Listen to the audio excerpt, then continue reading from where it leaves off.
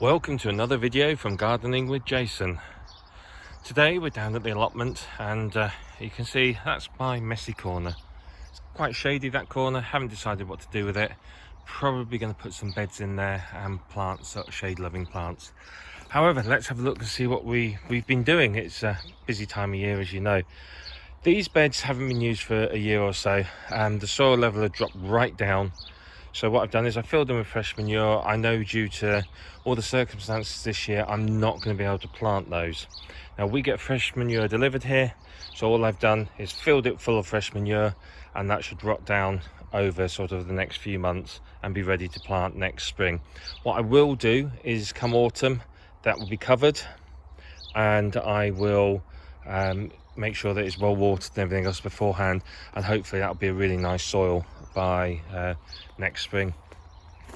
The gooseberry bushes are gooseberrying, and you can see got some coming up on that one. The second one over there is a year younger, and that's a purple gooseberry, which I'm quite surprised about. Is they're very sweet, very tasty. I think this is a loganberry. Again, bought it as a tiny little stick from a cheap shop, and it's grown in over I think that's 2 years old now, and it's grown into a decent sized bush, and you can see there's lots and lots of fruit and flowers on it coming up this year. Berry wise, here we've got the black currants, more black currants. I've got 3 black currant bushes because I quite like them. I'm going to take some cuttings later, and then there's some red currants, so they're all coming up as well. And you can see just at the top there we got some apples on the tree. Not as many apples as last year, interestingly enough, and one of the trees has almost none on, so I'm not entirely sure whether that's because there was a lack of pollinators, because I did notice when it was in flower, and I even notice now there isn't as many bees and other insects out as there normally is.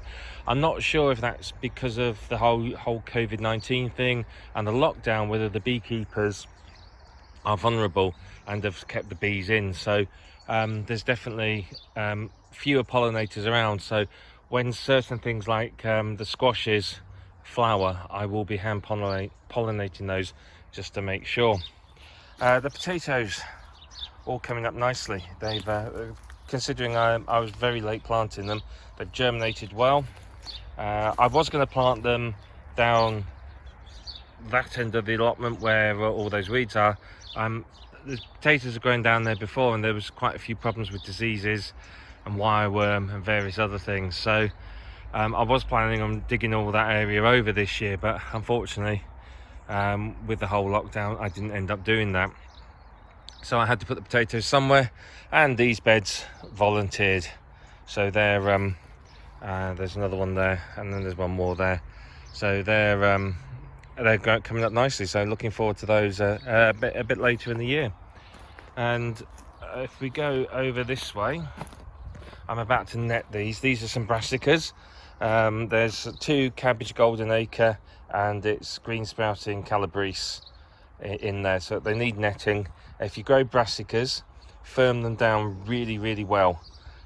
They suffer from something called windrock, which is where the fine hairs on the roots break where it rocks in the wind, and that sort of stunts the growth a little bit. So really firm them down well, and make sure you net them. They will be eaten by pigeons otherwise. I know they're in the trees around here watching me and waiting for me to move. So I've got some netting in the shed, and that'll be going on in a moment. If you want to know more about brassicas, then I have written a book on it, available on Amazon. It's called Growing Brassicas, oddly enough, so you're welcome to have a look at that if you want. There's some onions. Those were planted in the autumn, and you can see they're bulbing up nicely. There's no flowers on them at the moment, but if you see a flower shoot come up, there's a dried one there that I pulled off. Looks like a little shoot like that comes up from the middle of the onion. If you see that, pull it off. I mean, the flowers are lovely, but you can get ornamental alliums, but you need to pull them off, because otherwise it takes energy away from the bulb, and then you don't get the sort of crop you want. These are the peas. peas are coming up nicely. I need to put some pea sticks in there, which is a job for a bit later on. And then here we have turnip, pak choi, and I think mitsuna. Though looking at the leaves, I mean, you can see here this looks like a pak choi leaf, and there's definitely turnip in there. You can see, if I get you down there, you can see there's a turnip. So there's another one. Oh, sorry for that. There's another one there. So these are actually coming up quite nicely. So they're probably, some of them, to be fair, they look like radishes. That's a radish. This bed, I'll be honest with you, with this bed I had a bit of a problem with it, because I used some of my own compost. I don't think it had composted fully, and the problem is there's loads and loads of seeds in it. So unfortunately, I think because I was in a hurry last year, I composted radishes, and then you see there's another one there, and some of them were in flower, and I've composted some other things as well. So unfortunately, what's happened is I've ended up with quite a few unwanted plants in here, shall we say.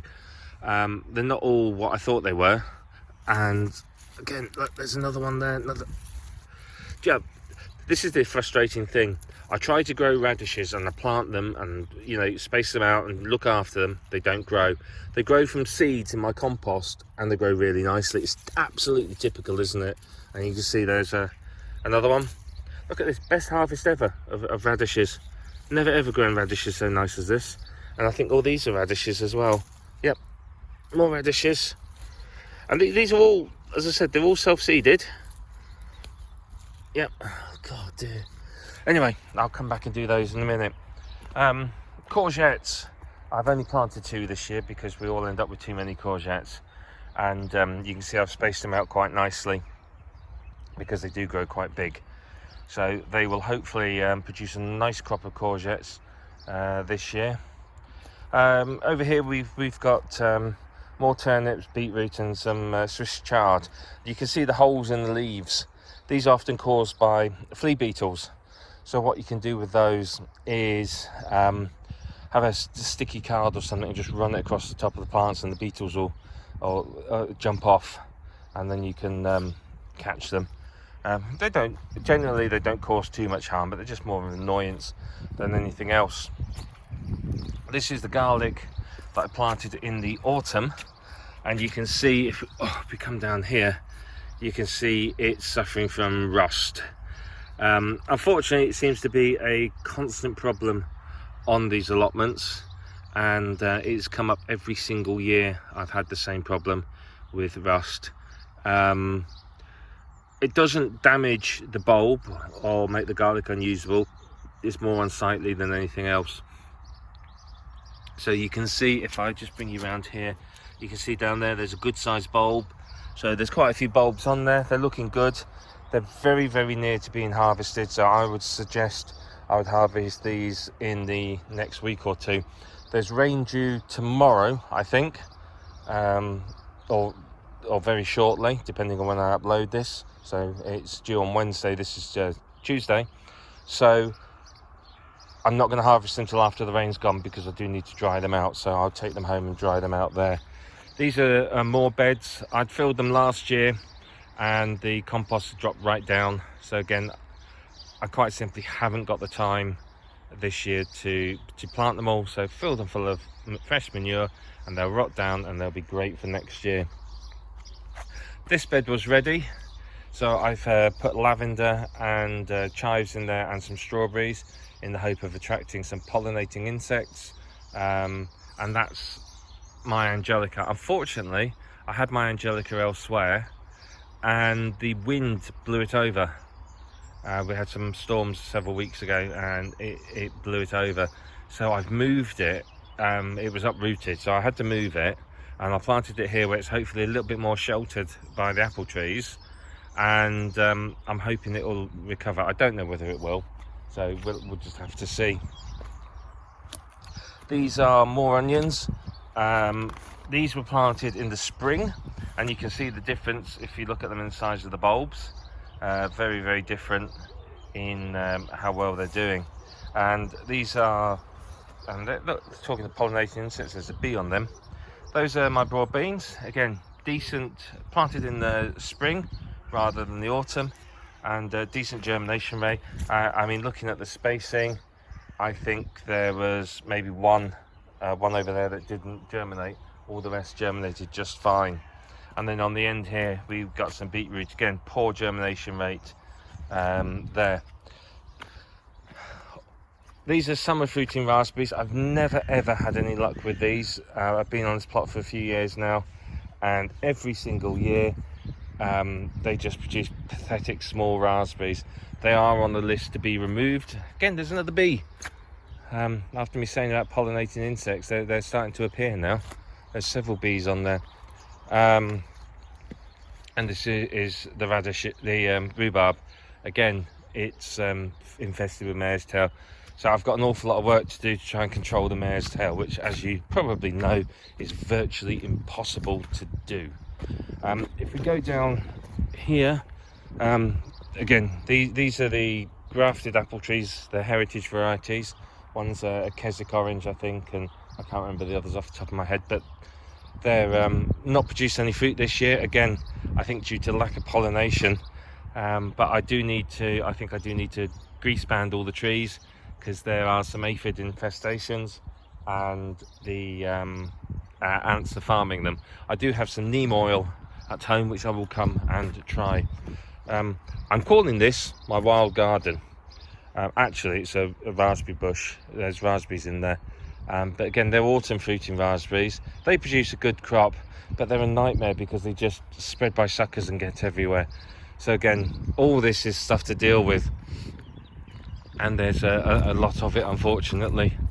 And then finally the herb beds. This is the mint. I planted it in there last year and it's gone crazy and taken over. That was a single small plant from I think it was Tesco's, and you can see I've got 3 tubs of mint at home, and I've given loads away to other people. So I'm going to end up ripping that all up at some point and potting it up and letting it go. And then over there you got some more mint. I think that's coriander that's gone to seed, sage, more sage, and then here we have my good friend chives, which actually has some bees on it. Again, not seen many bees, so quite excited to see those. And then the bay trees are doing very well, and the marjoram, which is just down the back there, is looking good too. Still a lot of work to do. Oh, fennel, and planted last year, so that's going to come up this year. Still a lot of work to do, but we're getting there. It is slow work, but an allotment is always a marathon and not a sprint, and you know, you've got to do what you can when you can, but we're getting there and it's starting to look good. I've got some productive areas down there, and once I finish sort of all the planting, I'm going to start the structural work again and start working my way up this way, clearing everything and putting down more raised beds. It is hard work. This wasn't the best of plots before I got it, to be honest with you, but we're getting there, and unfortunately with limited time you have to do what you can. But there's going to be a good harvest this year. I'm very excited about it, and I will show you in a little while my lockdown garden and show you how that's going. And while we're here, let's just sneak over there. Look, there's one of the pigeons. It's waiting for my brassicas, you can tell. But quite seriously, cover your brassicas. They will strip them overnight down to stalks, so they're a nightmare like that. But anyway, I will show you the lockdown video garden in a minute, and I will speak to you soon. So happy gardening. Okay, as promised, we're just out in the lockdown garden, and you can see there's the horseradish. It's coming up nicely. Won't be harvesting it this year, but I'll certainly plant it up for next year. And we've got 2 oak trees that I rescued. They need planting. And over here we've got, this is one of the salad mixes I planted, and I think because we had such hot weather, It's really nice. But because we had such hot weather, a lot of them are bolted. And my rocket's done exactly the same. I planted rocket and it's just bolted. It's just gone crazy. There's no very few leaves, so not quite sure what to do about that. But I've moved all the salad into shadier places now in an attempt to try and stop the bolting. You can see we've got some marigolds. These are going down the allotment tomorrow. These are going to get planted out. You see they're starting to fire. These are small ones. Got some sweet corn. So they're going to get planted out as well. Going to hopefully take those down the next couple of days. Tomatoes. They've all been repotted, as you can see. And if I just turn this one slightly, look, you can see the side shoots. There's one up there as well. Just pinch those all out. There's another one down there. And then you can see this plant here's got the same. It's where I've repotted these recently, so it's suddenly shot up with side shoots, and there's some green fly on there as well. I'll just rub those off. So, yep. And again, you can see on this one, same thing. There's a side shoot in there, so just pinch them off. Careful not to damage the plant. Another green fly there. Another side shoot. Seems to be quite a problem with green fly this year. Never had green fly in my tomatoes before. But this year I seem to. So yeah, you need to pinch the side shoots off, because otherwise the tomato plants will grow. They'll grow more greenery from there. These are vining tomatoes. This is a mini bell, and that one's Black Russian. And then that's Black Russian as well. And what's this one? That's Black Russian.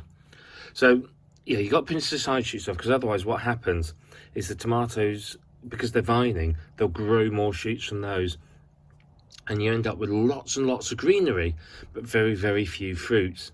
And because we're growing in a climate where tomatoes aren't native, because they come from sort of South America where it's very warm, here we have quite a short growing season for them, which is why we start them off indoors and then sort of generally keep them in the greenhouse. So what we need to do is we need to get the plant to concentrate its energy on producing flowers and fruit.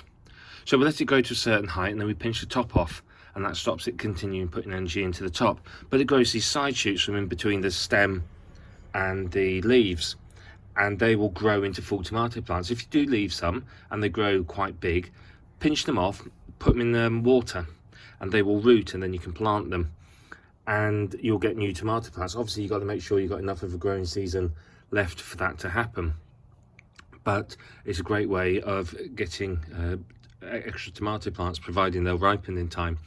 But if you don't pinch these off, you end up with a plant that's full of greenery, and you get very, very little fruit off them, which obviously is a tragedy. And we can see down here we've got some sunflowers they need planting out, more brassicas, a couple of tubs of strawberries, there's a couple of tubs of mint, and then up here we've got the guttering, and you can see these are actually doing very well up here. There's some, if we just look carefully, there's some baby strawberries appearing there. Now these need watering twice a day. They get very, very dry. It's obviously, this is quite shallow. You can see it's not very deep, but because it's just outside the back door, it's easy enough for me to water. If I just come down here, there's the rocket. You can see it's just gone to seed. It's got flowered straight away. And same with up here. You can see all of these, they've just gone straight to seed and flowered. It's a shame. Oh, what's that? It's a marrow. Oh, I've just found a marrow plant. Look, there you are. I'd forgotten I had that. So let me just move that. Put it with the other side. Remember to plant it out. Yeah. So you know, they've unfortunately they've just all bolted, so they're not really usable. So I will end up getting rid of them. And then just in here, those are some aubergines and tomatoes that are waiting repotting. But you can see it's coming up nicely. Things are doing all right down here. and it's kept me amused. It's been hard work watering them all. I don't have an outside tap, so I have to bring things in and out, but they're all starting to come up nicely. I've got some hanging baskets I'm going to put up over the next few days, weather permitting, and yeah. So this is sort of, as I said, it's a bit of a lockdown garden. I've had some of the salad; it's very nice, but as I said, unfortunately, it has bolted. I planted some radishes as well. You might remember here at home, and they never produced any radishes. You saw the ones on the previous video from the allotment that grew from seed by random. They grew lovely. The ones here, unfortunately, again, I think it's possibly because of the heat. They just literally just bolted and were flowering. They never produced a proper bulb. So a bit of a shame that, but we live and learn, don't we? So anyway, that's the lockdown garden. I hope you're doing wonderfully where you are, and keep me informed how you're getting on. Let me know how you're doing with your garden, and I look forward to hearing from you soon. Take care and happy gardening.